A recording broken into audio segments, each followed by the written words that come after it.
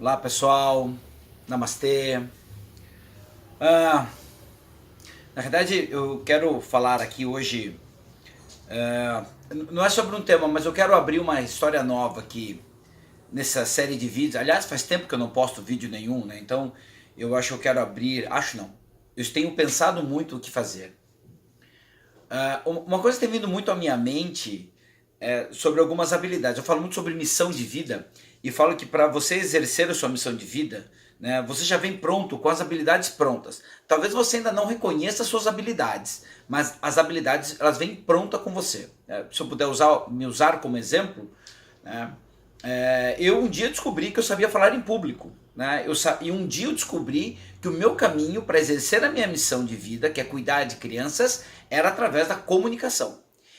E hoje eu acho, eu tenho, tira a palavra eu acho, mas hoje eu tenho certeza que a maior habilidade que eu tenho não é nem necessariamente a comunicação em si, mas é o como tornar prático ou tornar simples aquilo que muitas vezes é complexo. Né? E acho que essa é uma das maiores habilidades que eu carrego. Então, eu estava olhando para tudo isso, né, prestando atenção nisso tudo, e até pela ausência minha dos vídeos, eu vou começar a fazer uma mudança muito grande em todo o processo de comunicação que a gente tem, de mídias, redes sociais e tal.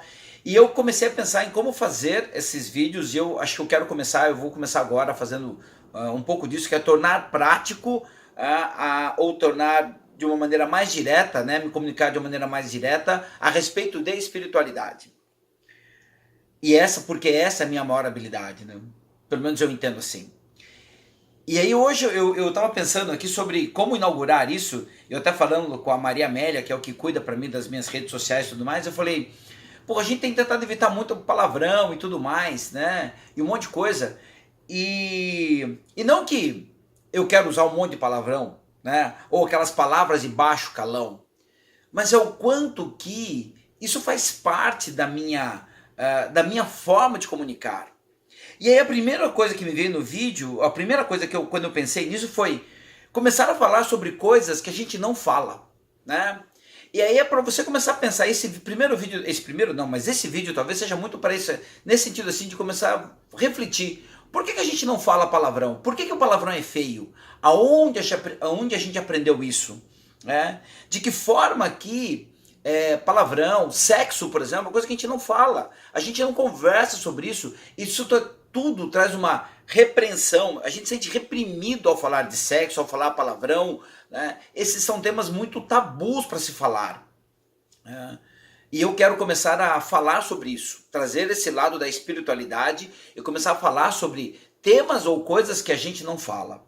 E para isso eu preciso, né? Eu quero contar muito com a ajuda de todos aqui para que tragam. E isso sempre vai ser uma conversa. Eu quero fazer muito da maneira como eu faço, né? Eu acho que a maneira como a gente conduz o Namastê é uma maneira muito leve, onde as pessoas podem trazer os temas, as ideias, e a gente vai falar sobre tudo. E para mim é importante também essa participação, que vocês realmente tragam os temas, tragam as ideias, e a gente vai construindo junto aqui esse caminho.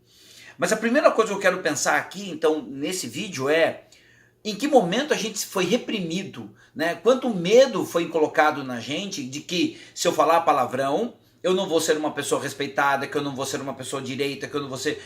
é errado, é feio falar palavrão. E não estou aqui levantando a bandeira que a gente deve falar palavrão o tempo inteiro. Eu brinco, naturalmente é uma brincadeira, né? Que lá no Namastê eu falo que o palavrão, na realidade, é só uma palavra que alguém um dia falou que isso aqui era errado. Se um dia alguém falasse assim, que falar, por exemplo, obrigado era feio, né? Ninguém mais falava obrigado, porque olha, obrigado é um palavrão, né? Quando você fala obrigado para alguém, então a palavra em si ela não tem nada a ver, né? Então quando a gente fala, por exemplo, caralho, né? O que é um caralho? Eu tenho certeza que todo mundo aqui sabe o que é um caralho, né? Mas na língua, quando você usa essa palavra, né, ela tem tantos significados e ele pode ser algo ofensivo ou pode ser qualquer outra coisa. Não, mas a gente brinca muito que é um quantificador universal, né? Ele dá intensidade, né? Eu brinco, a brincadeira que a gente faz lá no Namastê se você olhar para o céu e perguntar assim, quantas estrelas tem no céu, né? Você fala, tem muitas estrelas. Se eu falar, tem pra caralho, não preciso mais nada, já está bastante claro que tem muitas, né? Então um palavrão, aquilo que é chamado errado, aquilo, né? Um puta que pariu bem colocado, né? Eu lembro uma vez eu encontrei com um amigo meu no banco e esse cara tava mal, endividado e tal. Eu lembro que eu brinquei com ele e eu falei assim pra ele, cara, sabe nessas horas, sabe o que eu faço? Eu levanto, eu estufo o peito e digo bem alto, agora fudeu, né? E isso alivia muitas vezes um problema, que a gente fica brigando com aquilo. Então, um palavrão quando bem colocado, bem ajustado, né? E com a intenção, na verdade acho que o pior do palavrão é quando tem intenção. Muitas vezes você pode falar algumas coisas, usar palavras bonitas, né? Mas com uma intenção muito ruim, e isso machuca. Muito menos do que um palavrão, né? Aquilo que nós chamamos de palavrão. Então, o que eu quero dizer aqui é quanto que nós fomos reprimidos, quanto que nos foi dito que isso era errado, que era feio. E aí o que eu quero trazer aqui é quantas coisas nós não aprendemos ou não achamos que é errado, e isso foi nos reprimindo ao longo da vida e foi nos aprisionando. Tem um texto, né, não é um texto, mas é uma frase que eu vi em Facebook uma vez, né, que as pessoas que falam mais palavrões são pessoas mais bem-sucedidas. Claro que acho que isso não é fato necessariamente, mas é o quanto que aquele que se permite a falar coisas, né, que aspas, é regido por uma sociedade que é errado, né? O quanto as pessoas se libertam de uma prisão que não existe de fato, mas é uma prisão que as pessoas nos colocam e a gente acredita que está nessa prisão. Claro que a gente não vê como uma prisão, mas é só um olhar. Quanto nós nos aprisionamos, né? Nos conceitos que a sociedade nos coloca, nos põe, dizendo que isso é certo e isso é errado. Quando eu olho qualquer coisa pelo lado da espiritualidade, para mim não existe nem certo e não existe nem errado. Existe apenas o fato em si. E qualquer outra interpretação que a gente possa dar para isso é apenas um julgamento ou uma interpretação muito pessoal, que está baseado muito na nossa história, as nossas verdades. Então, o que eu quero inaugurar aqui, o que eu quero não inaugurar, mas trazer aqui mais vezes é temas que sejam complexos ou temas que a gente não olha ou não fala sobre isso. Quero muito contar com a participação de vocês, que vocês possam me ajudar com temas, com ideias, né, daquilo que a gente é reprimido. Na próxima eu já até sei do que eu vou falar sobre sexualidade.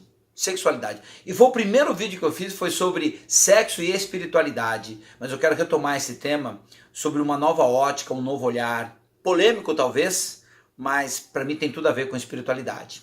Gratidão a todos, me despeço aqui. Se você curtiu, põe um joinha aí para nós. Compartilhe se você acha que faz sentido isso aqui e aguardem as próximas. Estou aqui me comprometendo a pelo menos uma vez por semana, a cada 10 dias, subir um vídeo novo, para que a gente possa ir entendendo essa espiritualidade, ou pelo menos a ideia que eu tenho a respeito de espiritualidade, para que a gente possa compartilhar essas ideias e a gente possa se libertar de todas as amarras que nos foram colocados, de todos os nãos que nos foram colocados, e a gente acreditou piamente nisso. Gratidão, namastê, e me aguardem nas redes sociais. Até!